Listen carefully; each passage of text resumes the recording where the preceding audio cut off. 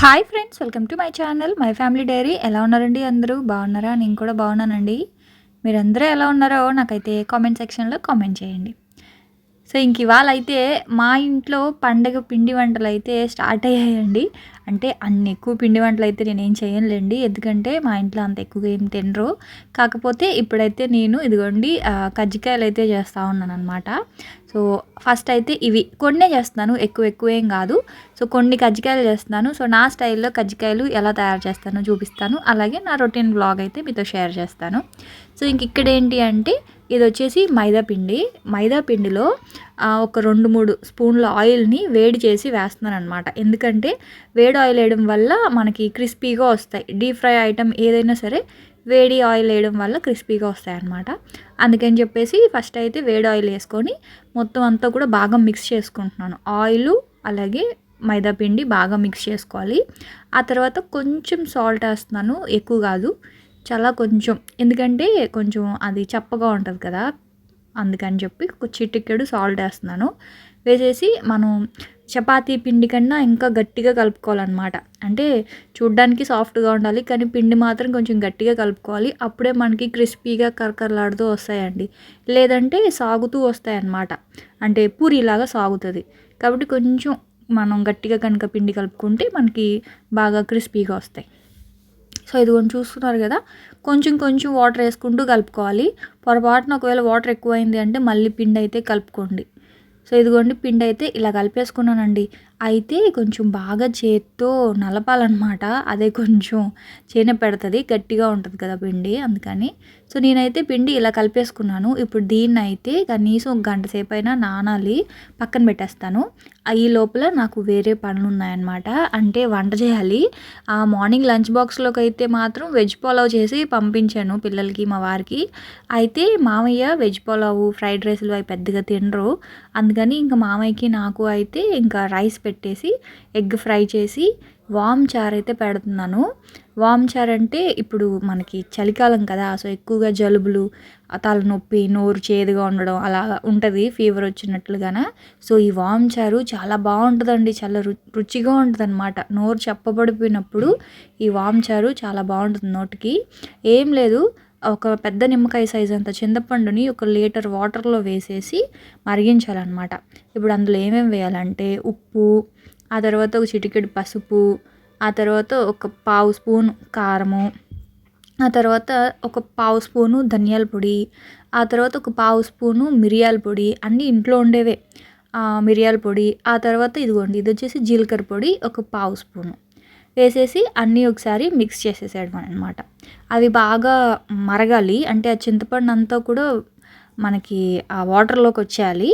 ఆ తర్వాత మళ్ళీ పోపు పెట్టుకుందాం అంతే. ఆ రసం బాగా మరిగిన తర్వాత పోపు వామ్ వేసి పోపు పెట్టుకుంటే చాలా బాగుంటుందండి, నోటికి చాలా కమ్మగా ఉంటుంది. ఈ చలికాలంలో ఎక్కువ జలుబు చేస్తూ ఉంటుంది కదా, సో ఇలాంటి రసం పెట్టుకొని తాగితే చాలా బాగుంటుంది అనమాట. అంటే తింటే, తాగినా పర్లేదండి, ఎందుకంటే పుల్ల పుల్లగా ఉంటుంది. సో అందులో మనం వాము, జీలకర్ర, మిరియాలు, వెల్లుల్లిపాయ ఇవన్నీ వేస్తాం కాబట్టి చాలా బాగుంటుంది అనమాట రసం అయితే. సో రసం ఒకవైపు అయితే మరుగుతూ ఉన్నాయి. ఇంక ఈ లోపల అయితే ఎగ్ ఫ్రై చేస్తున్నాను, అంటే అండా బుజ్జి అంటాం కదా అలాగా. సో నేను ఎలా చేస్తానో అండా బుజ్జి చూపిస్తాను. సో అండా బుజ్జి అయితే నేను చాలా రకాలు చేస్తాను, అందులో ఇది ఒక వెరైటీ అనమాట. సో ఇది వచ్చేసి ఫస్ట్ అయితే ఆయిల్ వేసుకున్నాను, కొంచెం ఎక్కువ పడుతుంది, 4 స్పూన్స్ ఆయిల్ వేసుకొని ఆనియన్స్ అయితే 2 ఆనియన్స్ వేసాను. సో అవైతే ఫ్రై అవ్వాలి, బాగా ఫ్రై అయిన తర్వాత చూపిస్తానులేండి ఎలా చేయాలో. ఇంక ఇక్కడ ఏంటంటే రసము మరిగిపోయాయి, ఇంకా దానికైతే తాలింపు అయితే పెట్టుకుంటున్నాను.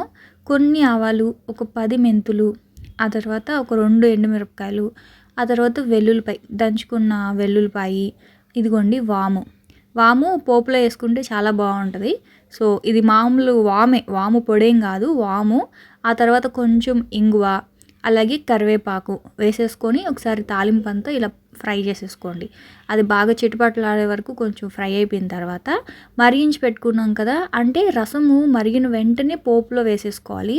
సో ఆ పోపు వాసన ఆ రసానికి పట్టి చాలా బాగుంటుంది ఈ చారుకి. అంటే ఇది చారు అంటారో రసం అంటారో, నేను 2 అంటాను, వామ్ చారు అంటాను. సో ఈ చారుకి మెయిన్గా ఆ పోపే అనమాట మంచి ఫ్లేవర్ వచ్చేది. సో ఇదిగోండి వామ్ చారు రెడీ అయిపోయింది. ఇంతే, చాలా ఈజీ అనమాట. సో తాలింపు పెట్టేసుకొని ఇంకా స్టవ్ అయితే ఆఫ్ చేయాలి. ఇంకా మరిగించకూడదు, ఆల్రెడీ మరిగిందే కాబట్టి ఇంకా మరిగించాల్సిన అవసరం లేదనమాట, అయిపోయింది. సో కొత్తిమీర వేయడం మర్చిపోయాను, తర్వాత వేసాను. మీరైతే కొంచెం కొత్తిమీర కూడా వేసుకోండి, బాగుంటుంది. ఇంక ఈ లోపల ఏంటంటే అన్నం ఉడికిపోయింది. అలాగే ఇక్కడ చూస్తున్నారు కదా, ఆనియన్స్ కూడా సిమ్లో పెట్టేశాను, బాగా ఫ్రై అయిపోయాయి అనమాట, ఫ్రైడ్ ఆనియన్ లాగా అయిపోయింది. సో ఇప్పుడు ఏంటంటే ఆ కడాయిలో ఆనియన్స్ అన్నిటిని పక్కకు నెట్టేసి ఆ ఆయిల్లో ఈ ఎగ్ కొట్టి వేసుకోవాలన్నమాట. సో ఇలా చేయడం వల్ల ఏంటంటే మనం లంచ్ బాక్స్లోకి కట్టినా సరే మధ్యాహ్నానికి ఈ ఎగ్ ఫ్రై అనేది స్మెల్ రాదండి, చాలా బాగుంటుంది. మామూలుగా ఎగ్ ఫ్రై కానీ ఎగ్ ఫ్రైడ్ రైస్ కానీ మధ్యాహ్నానికి స్మెల్ వస్తుంది అంటారు కదా, సో ఇలా చేసి చూడండి, మీరు లంచ్ బాక్స్లో కూడా స్మెల్ రాకుండా చాలా బాగుంటుంది. సో ఇప్పుడు ఏంటంటే ఆ ఆయిల్లో ఎగ్ వేసేసి ఒకసారి ఇలా మిక్స్ చేసేసేయండి. మిక్స్ చేసి అది ఇంకంతా ఆమ్లెట్ లాగా అయిపోవాలన్నమాట. ఫస్ట్ ఒకసారి ఆ ఎల్లో వైట్ ఇలా మిక్స్ చేసేస్తే ఇలా ఆమ్లెట్ లాగా అవుతుంది కదా. ఇప్పుడు దీన్ని అయితే ముక్కలు చేయాలి. అప్పుడు ఏంటంటే మనకి ఆయిల్లోనే ఆ ఎగ్ బాగా వేగుంటుంది కాబట్టి స్మెల్ రాదు. ఆల్రెడీ ఆనియన్స్ ఎలాగో ఫ్రై అయిపోయాయి కదా. సో ఇప్పుడు అందులో ఉప్పు, అలాగే ఆ పసుపు, కారము, ఆ తర్వాత మీరు వేసుకునే స్పైసెస్, గరం మసాలా కొంచెం, జీలకర్ర పొడి కొంచెం, ధనియాల పొడి కొంచెం, అలాగే అల్లం వెల్లుల్లి పేస్ట్ కూడా నేను ఆనియన్స్ ఫ్రై అయ్యేటప్పుడు ఒక పావు స్పూన్ అల్లం వెల్లుల్లి పేస్ట్ కూడా వేశాను, కాకపోతే అది మీకు చూపించలేదు. సో ఆ ఆనియన్స్ ఫ్రై అయిపోయిన తర్వాత ఒక పావు స్పూన్ అల్లం వెల్లుల్లి పేస్ట్ వేసి దాంతోపాటు ఆనియన్స్ కూడా ఫ్రై చేసేసి అప్పుడు ఆనియన్స్ని పక్కన పెట్టేసేయండి. పక్కన పెట్టిన తర్వాత ఎగ్ కట్ చేసేసి అందులో ఇంకా ఉప్పు, కారము, ధనియాల పొడి, గరం మసాలా అవన్నీ వేసుకొని ఆనియన్స్, ఎగ్ మళ్ళీ మిక్స్ చేసేసుకుంటే బాగుంటుంది అనమాట. ఫ్రైడ్ ఆనియన్ అన్నంలో కలుపుకొని తినేటప్పుడు ఫ్రైడ్ ఆనియన్ కూడా చాలా బాగుంటుంది. సో మధ్యాహ్నం వంట అయితే ఇదనమాట. ఇంకా మామయ్య నేను అన్నం తినేసిన తర్వాత మళ్ళీ అప్పుడు ఈ కజ్జికాయల పని అయితే పెట్టుకున్నాను. సో స్లోగా చేసుకుంటే బెటర్ కదా అని చెప్పి, సో అన్నం అంతా తినేసిన తర్వాత ఇప్పుడు కజ్జికాయలు ఎలా చేస్తున్నానంటే ఇదిగోండి, ఇది వచ్చేసి పుట్నాలు. చాలామంది పంచదారతో చేస్తారు కదా, కొబ్బరి తురుము తోటి పంచదార వేసి చేస్తారు, కానీ నేనైతే ఇలా చేస్తానండి పుట్నాలు. సో మీకు ఏ ఫ్లేవర్ ఇష్టం, బెల్లం ఇష్టమా, పంచదార ఇష్టమా, నాకు కామెంట్ సెక్షన్లో కామెంట్ చేయండి. సో నేను మాత్రం బెల్లంతో చేస్తాను, అది కూడా పుట్నాల పప్పుతోటి. సో ఫస్ట్ అయితే పుట్నాల పప్పు మిక్సీ చేసుకున్నాను. ఇదిగోండి ఇలా బాగా మెత్తగా పౌడర్ లాగా, జస్ట్ ఒక పల్స్ ఇస్తే చాలు కదా మనకి, పుట్నాలన్నీ కూడా ఇలా చక్కగా పొడైపోద్ది. సో ఇప్పుడు ఇందులో బెల్లం కలుపుకోవాలన్నమాట. అయితే నేను ఎలా చేస్తానంటే బెల్లము మనం మిక్సీలో బెల్లం ఒక్కటే వేసామనుకోండి, బెల్లం అంతా ముద్దగట్టేస్తుంది. కాబట్టి బెల్లం వేసి బెల్లంతో పాటు ఈ పుట్నాల పొడి కూడా కొంచెం వేసామనుకోండి, మనకేంటంటే పొడి పొడిగా వస్తుంది అనమాట. అప్పుడు బెల్లము వాటర్ రాదు బయటికి, బాగా పొడి పొడిగా ఇదిగోండి ఇలా వస్తుంది. ఇప్పుడు దీన్ని స్టఫింగ్ అనమాట ఇది. సో పుట్నాలు ఎంత తీసుకున్నామో బెల్లం కూడా అంతే తీసుకోవాలి. ఇంకొంచెం ఎక్కువ షుగర్ తినేవాళ్ళు, అంటే స్వీట్ ఎక్కువ తినేవాళ్ళు ఇంకొంచెం ఎక్స్ట్రా కూడా బెల్లం వేసుకోవచ్చు. కానీ చాలండి, ఇప్పుడు పావు కేజీ పుట్నాలు అనుకోండి, పావు కేజీ బెల్లం చాలు. కొంచెం మీరు స్వీట్ ఎక్కువ తింటే ఇంకొంచెం వేసుకోండి, మీ ఇష్టం. నేనైతే 2 సమానంగా తీసుకున్నాను. అయితే ఇప్పుడు దీంట్లోకి తినేటప్పుడు మధ్యలో ఆ కాజు, ఆ కొబ్బరి తగులుతూ ఉంటే చాలా బాగుంటుంది. కాబట్టి ఒక కొబ్బరి చిప్పని ఇలా తురుము పెట్టుకున్నాను. ఆ తర్వాత జీడిపప్పు, ఒక 100 గ్రాముల జీడిపప్పుని ఇలా చిన్న చిన్న ముక్కల్లాగా కట్ చేసుకున్నాను. మీరు కుదిరితే ఇంకొంచెం చిన్నవి కట్ చేసుకోండి జీడిపప్పు పలుకులు. నేనైతే ఒకదాన్ని 2 చేశాను, మీరు 3, 4 ముక్కలు చేయండి జీడిపప్పు ముక్కలు, బాగుంటాయి, ఎక్కువ తగులుతాయి తినేటప్పుడు. ఆ తర్వాత ఫైనల్గా ఇలాచీ పౌడర్ అండి. ఇలాచీ పొడిని మనకి బాగా రావాలి అంటే ఇలాచీలని బాగా ఫ్రై చేసి చల్లారిన తర్వాత పంచదారతోటి మిక్సీ చేస్తే ఇలాచీ పౌడర్ చాలా బాగా వస్తుంది, పొడి పొడిగా, అంటే ఎక్కువగా తొక్కలు లేకుండా వస్తుంది అనమాట. సో ఇలాచీ పొడి కూడా కొంచెం వేసేసి పక్కన పెట్టేసుకున్నాను. సో ఈ లోపల ఇదిగోండి మైదా పిండి చూస్తున్నారు కదా ఎంత బాగా నానిందో, అంటే చాలా సాఫ్ట్ అయిపోయింది. సో ఇంకొకసారి మొత్తం అంతా కూడా పిండిని ఇలా కలిపేసుకోండి. చూస్తున్నారు కదా, స్టార్టింగ్ ఎలా ఉండింది, మనకి క్రాక్స్ వచ్చి ఉండింది కదా. సో ఇది సాఫ్ట్ అయ్యింది అనడానికి ఇదిగో ఇలా చూస్తే సాఫ్ట్గా కనిపిస్తుంది కదా, బాల్ లాగా కనిపిస్తుంది కదా. సో అప్పుడు ఏంటంటే మనకి పిండి బాగా నానింది అని అర్థం. సో ఇప్పుడు దీన్ని ఇలా ఒక చిన్న హోల్ లాగా చేసేసి ఇదిగోండి ఇలా ఒక పెద్ద డోనట్ లాగా చేయాలన్నమాట. అప్పుడు ఏంటంటే మనకి చిన్న చిన్న బాల్స్ చేసుకునేటప్పుడు బాగా వస్తుంది. నాకు ఇది ఒక ఆటలాగా ఉంటుంది అనమాట, నాకు ఇది చాలా ఇష్టం, సరదాగా ఉంటుంది ఇలా చేయడం నాకు. అయితే ఇప్పుడు ఇదిగోండి ఇలా చిన్న చిన్న బాల్స్ అన్నీ ఒకే సైజులో చేసుకుంటే అన్నీ ఒకేలా వస్తాయి. కాకపోతే 1, 2 కొంచెం షేపులు మారుతాయిలేండి, ఎంత కరెక్ట్గా చేసినా అన్నీ ఒకే సైజు రావు. కానీ మ్యాక్సిమం అన్నీ ఒకే సైజ్‌కి రావడానికి ఇలా అయితే చిన్న చిన్న బాల్స్ చేసి పెట్టుకున్నాను. మీకు అన్నీ ఒకే సైజులాగా కావాలి అంటే ఒక చిన్న ఏదైనా మూత ఉంటది కదా! సో, మూతతోటి ప్రెస్ చేసి ఆ ఎక్స్‌ట్రా ఎడ్జెస్ తీసేస్తే మనకన్నీ ఒకే షేప్ వస్తది. కాకపోతే నాకు అవసరం లేదండి. నాకు చిన్న చిన్నవి చేసినా రౌండ్‌గానే వస్తాయి. కాబట్టి నేనింకా షేప్ అయితే ఏమీ పెట్టుకోలేదు. ఇదిగోండి చేత్తోటి ఇలాగా అన్ని చపాతీల్లాగా ఒత్తేసుకోవాలనమాట. అయితే మరీ పల్చగా చేయొద్దు, అలా అని మరీ లావుగా చేయొద్దు. ఎందుకంటే మరీ లావుగా చేసినా సరే సరిగా ఉండవు, సరిగా బాగోవు. అలా అని చెప్పి మరీ పలచగా చేసుకున్నా సరే వెంటనే విరిగిపోతాయనమాట. సో, కొంచెం మందంగా చేసుకుంటే చాలు. అయితే ఇలాగ అన్నీ ఒకదాని తర్వాత ఒకటైతే చేసేసుకోవాలండి. అయితే పిండి ఆరిపోద్ది గదా! అందుకని మూత పెట్టేసి ఒక 4, 5 బయట పెట్టుకొని అన్ని చపాతీల్లాగా అన్నీ ఒత్తేసుకోండి ఇలాగా. ఇదిగోండి.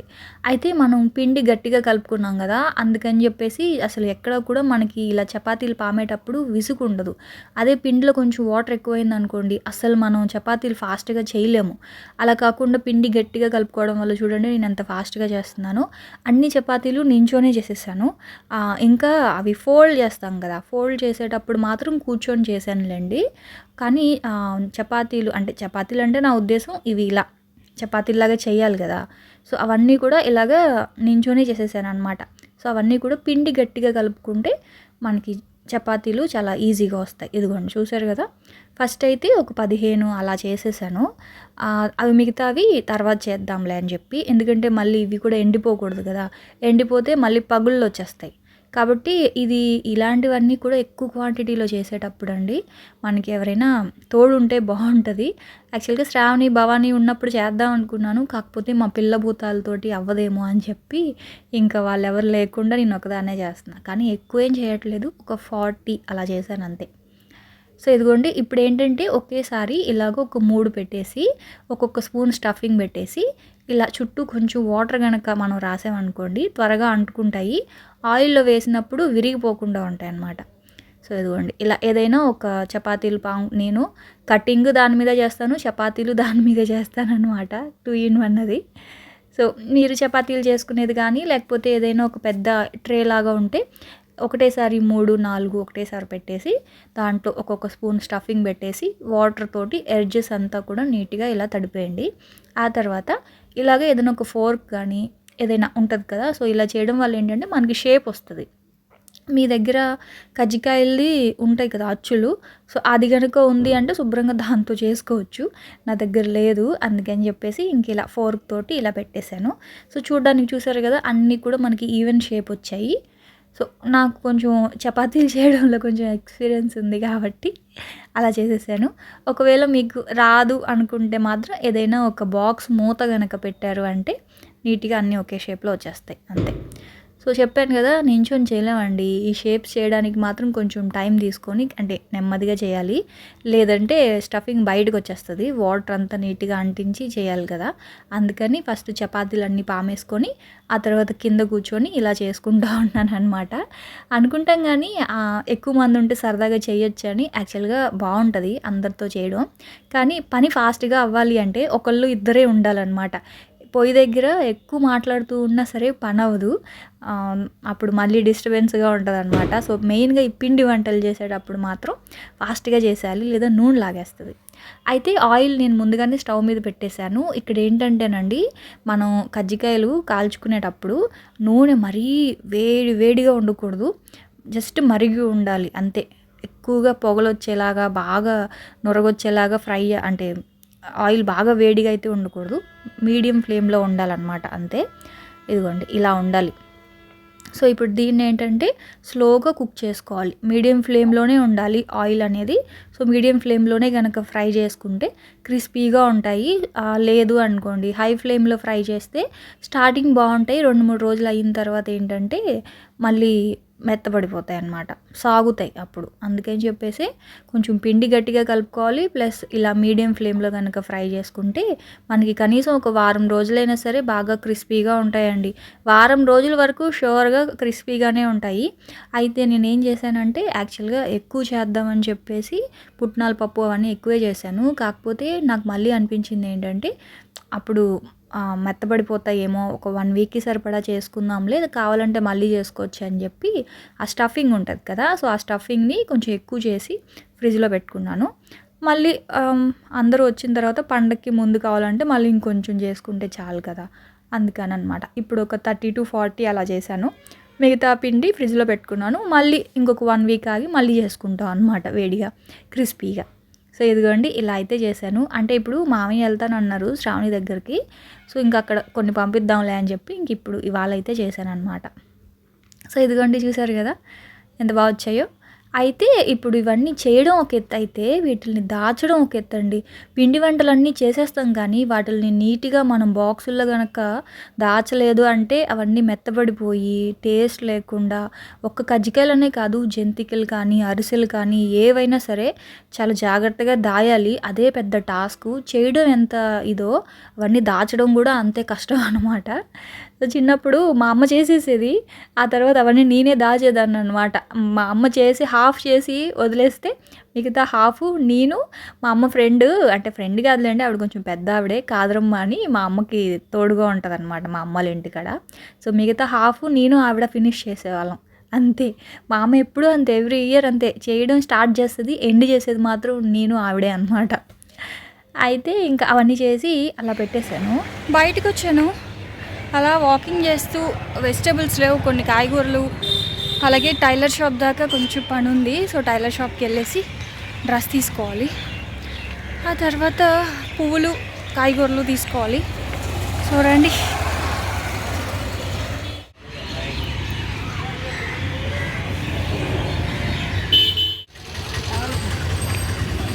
చిక్కుడుకాయలు ఎలా అమ్మా? అర కేజీయా? అవి బీన్స్ అర కేజీ 30. ఏవైనా 30 అర కేజీ? అర కేజీ 30, 30, 60, 60, 30. బెండకాయ 40యా?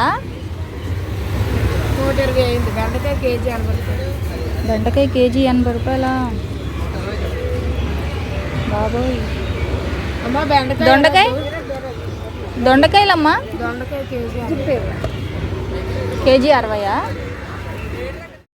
చూసారు కదండి కాయగూరలు ఎంత రేటు ఉన్నాయో. నేనైతే ఒక 4 తీసుకుందాం అనుకున్నా, నేను ఒక 3 రకాలు తీసుకున్నాను అంతే. ఎందుకంటే అంత ఎక్కువ డబ్బులు పట్టుకెళ్ళలేదు నేను. అందుకే చిక్కుడుకాయలు తీసుకున్నాను, ఆ తర్వాత వంకాయలు తీసుకున్నాను, ఆ తర్వాత బంగాళదుంపలు తీసుకున్నాను అంతే. అవి తీసుకుంటే చాలే, కావాలంటే మళ్ళీ సండే రైతు బజార్కి వెళ్ళి తెచ్చుకోవచ్చులే అని చెప్పి. అంటే రైతు బజార్ కన్నా వీళ్ళు డబల్ వేసి అమ్ముతారనమాట. సో ఇప్పుడు అక్కడ 40 అనుకోండి, ఇక్కడ 60, 70 అలా అమ్ముతారు. సో మార్జిన్ లేకుండా ఎవరు అమ్మరు కదా. అయితే ఇంక సరే అని చెప్పి ఒక 2 డేస్కి సరిపడా తీసుకున్నాను. ఒకరోజు వంకాయ వండుదాము, ఒకరోజు చిక్కుడుకాయ వేపుడు చేద్దాము, ఒకరోజు వంకాయ బజ్జీ చేద్దాం, ఇంకో రోజు బంగాళదుంప వండుదాంలే అని చెప్పి అలా ఒక 3 తీసుకున్నాను అంతే. బంగాళదుంపలు కొత్త దుంపలు అనుకుంటా, బాగున్నాయి, అందుకే అవి మాత్రం 1 కేజీ తీసుకున్నాను. దుంపలు చూస్తే టెంప్ట్ అవుతాను కానీ అసలు తినట్లేదండి, నిజం చెప్తున్నాను. నేనైతే దుంపలు అస్సలు తినట్లేదు. దానికి బదులుగా ఏ టమాటా చట్నీయో ఏదో ఒకటి వేసుకొని తింటున్నాను అనమాట. అంటే దుంపలు వండిన రోజు. కానీ ఎక్కువ మా ఇంట్లో అదే తింటారు ఇష్టంగాన. సో అవి తీసుకున్నాను. ఆ తర్వాత పూజ చేసుకుందాం అని చెప్పేసి ఇదిగోండి చామంతి పూల కోసం అయితే వచ్చాను. అయితే ఈసారి దేవుడు నాకు గట్టిగా పనిష్మెంట్ ఇచ్చాడండి. ఏంటనుకుంటున్నారు కదా, చెట్లో పువ్వుల్ని కోసాను కానీ అవి ఎండబెట్టేశాను, అంటే ఫ్రిడ్జ్లో పెట్టలేదు, అలా వదిలేసాను బయట. అవన్నీ ఎండిపోయాయి. అందుకని పువ్వులు మామూలుగా శాంతినగర్లో అమ్ముతారు, ఆవిడ ఇవాళ షాప్ పెట్టలేదు. చూశారు కదా ఎంత ట్రాఫిక్కో, అది అలా 4 లైన్ దాటుకొని వచ్చి పువ్వులు తీసుకున్నాను. కనీసం ఒక 20 మినిట్స్ వెయిట్ చేశానండి రోడ్డు క్రాస్ చేయడానికి. పిల్లలు స్కూల్ వదిలినట్టున్నారు ఇప్పుడే, అంటే 6 అయింది ఇప్పుడు టైము. సో 6 o'clockకి అక్కడ చైతన్య స్కూల్ ఉంటుందన్నమాట. అదేమో ఇప్పుడే వదిలినట్టున్నారు ఆ పిల్లలు. ఆ తర్వాత ఈ ట్రాఫిక్ అసలు ఎంత ఉందంటే నాకైతే బాబోయ్ అనిపించింది. ఇంట్లో ఉండి ఉండి కనీసం రోడ్డు క్రాస్ చేయడం కూడా మర్చిపోయాను నేనైతే. మొత్తానికి ఇంక సరేలే, ఇంకా నా పని నాకే తప్పదని చెప్పి ఇంక అలా కాయగూరలు, అంటే మెయిన్గా టైలర్ దగ్గరికి వెళ్ళాలి. సో మా చెల్లిది టాప్ ఒకటి ఇచ్చిందనమాట, డ్రెస్సు. ఆ డ్రెస్ కొంచెం ఆల్టరేషన్ చేయించుకొని తీసుకొచ్చాను. ఆ తర్వాత ఇదిగోండి ఇంకా వెజిటేబుల్స్ అయితే పక్కన పెట్టేశాను. ఎక్కువ తేలేదు, చెప్పాను కదా, ఆ 3 తెచ్చాను. వంకాయ, చిక్కుడుకాయ, ఆ తర్వాత బంగాళదుంప, ఇంకా పువ్వులు తీసుకొని వచ్చేసాను. సో ఇంకా దేవుడికైతే పూజ చేసుకోవాలి. అసలు మామూలుగా నేను స్నానం చేసిన వెంటనే ఇంకా దేవుడి దగ్గరికి వెళ్ళి పూజ చేస్తాను. కానీ ఇవాళ ఏంటంటే కొంచెం చెమటలు పట్టాయనే చెప్పాలి. అంటే నడిచాను కదా, అది ఎంత చలిగా ఉన్నా సరే కొంచెంసేపు వాకింగ్ చేస్తే బాడీ హీట్ అవుతుంది కదా, చెమటలు అయితే పట్టాయనే చెప్పాలి. సరేలే వాకింగ్ లాగా ఉంది. ఈ మధ్య వాకింగ్ అయితే చేస్తున్నానండి. మళ్ళీ ఈ వీక్లో ఏమైందంటే మా వాళ్ళందరూ వచ్చి ఇంక వాళ్ళతో ముచ్చట్లు పెట్టుకొని మళ్ళీ వాకింగ్ అనేది మళ్ళీ పక్కన పెట్టేశాను. సో ఇంక ఇవాళ చేశానన్నమాట. సో బాగుంటుంది వాకింగ్ చేస్తే మాత్రం. కాళ్ళ నొప్పులు అస్సలు రావట్లేదు. ఇది వరకు ఎక్కువ నడిస్తే కాళ్ళ నొప్పులు వచ్చేవి, కానీ ఇప్పుడు ఏంటంటే నడిస్తే రావట్లేదు అనమాట కాళ్ళ నొప్పులు. విచిత్రంగా ఉంది. సరేలే అని చెప్పి ఇంక అలా వెళ్ళొచ్చాను. ఆ తర్వాత ఇంక మళ్ళీ ఒకసారి ఫేస్ అది వాష్ చేసుకొని కాళ్ళు చేతులు కడిగేసుకొని ఇదిగోండి ఇంక పువ్వులు అవన్నీ కూడా దేవుడికైతే పెట్టేసి పూజ చేసుకుంటా ఉన్నాను అనమాట. సో ఇదేంటంటే ఇంకా నార్మల్ పూజ, ఈవినింగ్ పూజ చేస్తాను. సో ఈవినింగ్ ఏంటంటే తలస్నానం చెయ్యను కదా, అప్పుడు ఏంటంటే జస్ట్ దీపం వెలిగించి అగరబత్తి చూపించేస్తాను అంతే. ఈవినింగ్ క్యాజువల్ పూజ ఇది. హారతి ఇవ్వను, కర్పూరం హారతి అయితే ఏమి ఇవ్వను అనమాట. సో ఇదిగోండి అలా పువ్వులు పెట్టేసి ఇంట్లో ఉన్న ఫ్రూట్స్ అలా పెట్టేసి ఇంకా పూజ అయితే ఇలా చేసుకున్నాను అనమాట. ఇది వచ్చేసి నా రోజువారీ పూజ అనమాట. సో ఇంకా అలాగే అత్తయ్య దగ్గర కూడా దీపం వెలిగిస్తున్నాను. సో ఇప్పుడు వచ్చేసి ఇది డిసెంబర్ నెల కదా, సో డిసెంబర్ నెల మొత్తం కూడా అత్తయ్య దగ్గర ఇలా దీపం అయితే వెలిగిస్తాను. అంటే పూజ చేసిన ప్రతిసారి అత్తయ్య దగ్గర కూడా దీపం వెలిగిస్తాను. సో అదేనండి ఇంక వాటి వ్లాగ్ అయితే మాత్రం. సో చూసారు కదా, రేపటి వ్లాగ్లో మళ్ళీ కలుస్తాను. అప్పటి వరకు అయితే ఉంటాను ఫ్రెండ్స్. మరి బాయ్ అండి, బాయ్.